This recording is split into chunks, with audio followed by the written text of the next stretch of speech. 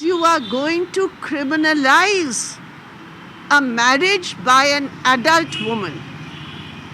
Because at 18, I'm an adult woman. I can marry if I want. Nobody should force me to marry.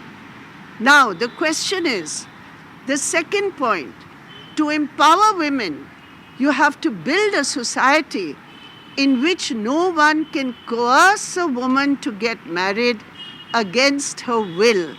In other words, today in India, the prevailing culture is coercive for women to get married.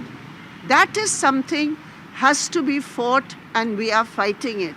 But unfortunately, those today who are talking about women's empowerment are doing the opposite of it. Thirdly, the government says it will help women's health by having a gap where she produces a child. Now, women's malnutrition, the problem of anemic women, is something which is deeply related to malnourishment of young girls. From the child where a woman is actually a girl, from then malnourishment is an issue. And therefore, instead of ensuring nourishment for women, instead of ensuring proper nutritional status for children, girls, young adults, teenagers, you are trying to criminalize it all and making it as though if she's 21, she's going to be very healthy. So these are totally wrong concepts. Whatever the reasons you are giving are not at all the solution for the problem.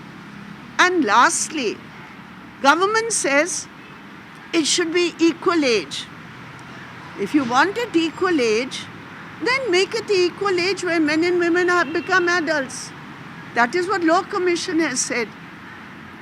Therefore, to criminalize marriage for an adult woman is completely unacceptable to us, and therefore we would request the government, the problems about malnourishment, the problems about women's choice, the problem about women's autonomy has to be solved. But you want to criminalize it and punish young women. That cannot be accepted at all. We cannot accept it. Do you see any ulterior motive behind this law? Because I don't want to go into what their motives are. They may have many motives. I am only concerned, does this step help women? Does this step empower young women? Or will it further add to their problems? According to us, it will criminalize the right of an adult woman to choose her partner when she wants. And therefore, it is not going to help her health at all. So we cannot accept the reasoning of the government.